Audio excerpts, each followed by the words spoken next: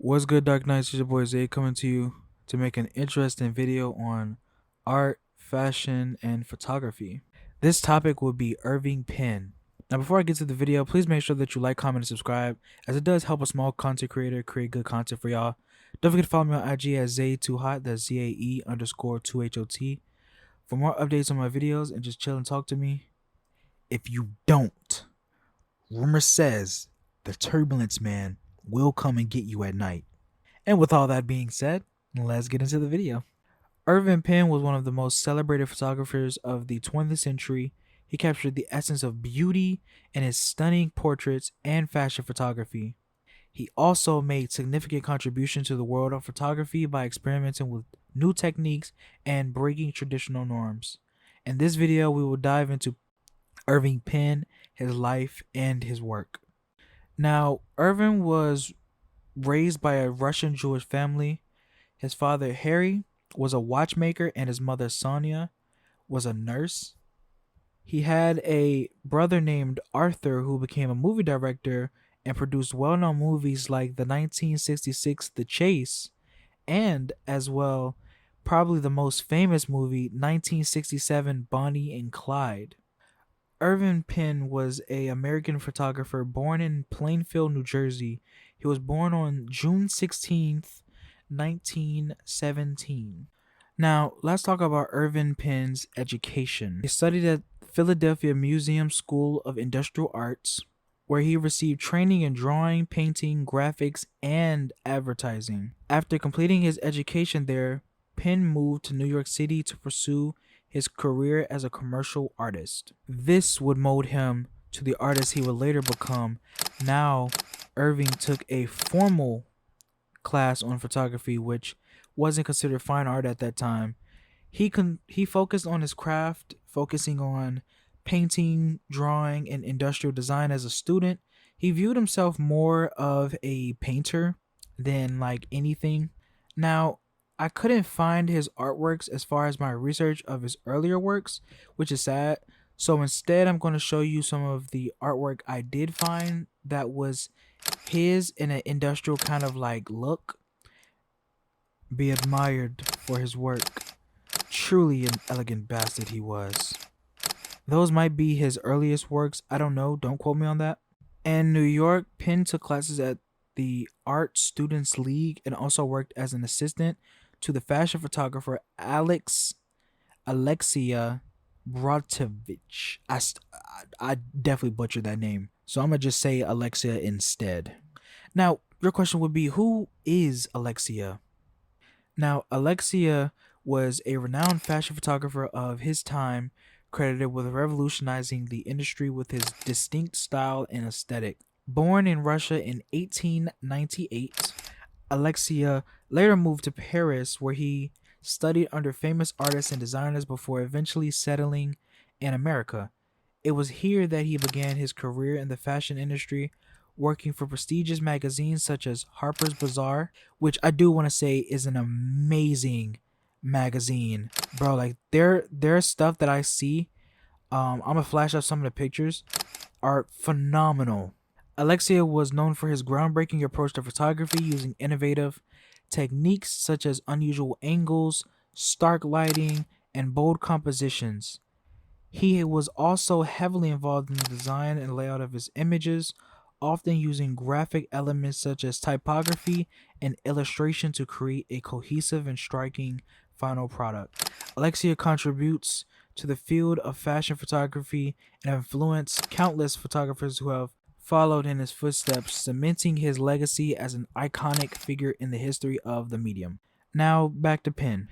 Penn was eventually hired by Vogue magazine in 1943, where he became a leading photographer and contributed to the magazine's success over 60 years. Despite his success in the commercial world, Penn's artistic work continued to develop and evolve in the 1950s, where he began to experiment with still life photography, creating iconic images of everyday objects like cigarette butts, shoes, and food. Now, let's talk a little bit about his work in the 40s.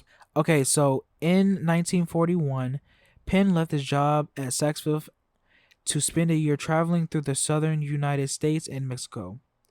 He was painting, photographing street scenes, and still lifes.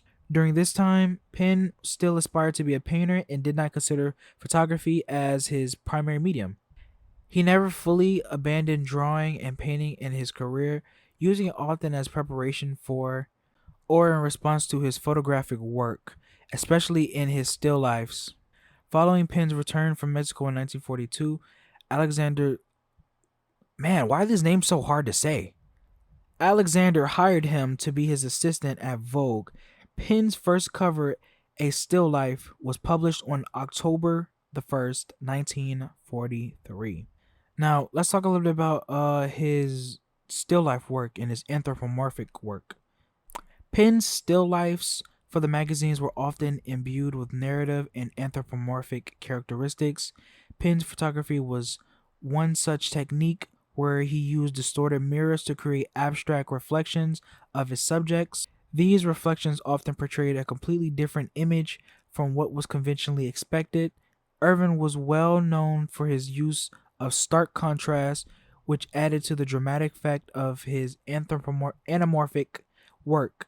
By experimenting with different angles, lenses, and camera movement, he manipulated his subjects and surroundings, which resulted in imagery that were both captivating and thought-provoking.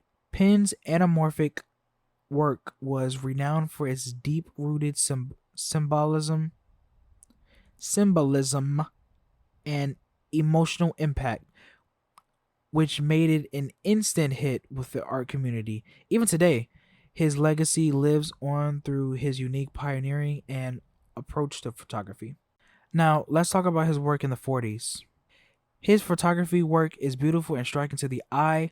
On October 1943, A Still Life of Fashion Accessories, Penn was given his first assignment to photograph models wearing fashions made popular during World War II. Penn's first fashion series were typically organized around a theme or event that acted as a context for the garment. Penn described his earlier work as situational photographs, roots in theater used to show contemporary fashions. Now, let's talk a little bit about his photography in the 50s. Now, his photography in the 50s were probably my favorite looks. It was so amazing, the imagery, the elegance, the sophistication, just a beauty to admire. Now, Penn visited Paris in 1949 to release his Paris collections and get a better understanding of the fashion world. The 40s fashion considered that the baby stages, because this was his full bloom in photography, in my opinion. Second to what I talk about later, he works with a famous designer who I'm not going to mention in this video, but I'm going to pop up an image. If you know him, you know him. If you know them, you know them. Now, Vogue sent Penn back to Paris in July to document the unveiling of that year's fall collections. He was commissioned to photograph the fashions in black and white. By this time, the advertising and commercial world was favoring color, as well as the fashion world too. But the black and white aesthetic was what fit actually with Penn himself best, with his modern and graphic design language. Now, fashion is out of war, so this is the post-war fashion period, and their focus was on construction, featuring full feminine silhouettes and luxury fabrics made with available in post-war boom to create volume, shape, and texture. Now, let's get a little bit into the 50s. This one's going to kind of be short. In the 50s, Penn started actually just taking interest in head and shoulder portraits. That's as far as I'm going to get with that. Now, let's talk about the 60s. Okay, so in the 60s, Penn turned his lens toward portraits, creating an extensive series of photographs of cultural icons. He captured iconic images of celebrities through his lens. Some of the most notable celebrities that Penn photographed included Audrey Hepburn. I swear I always butcher her name. Obviously, the great Pablo Picasso, Miles Davis, Marilyn Dietrich. Oh gosh, yeah, I definitely just butchered that person's name. Alfred Hitchcock, and among others.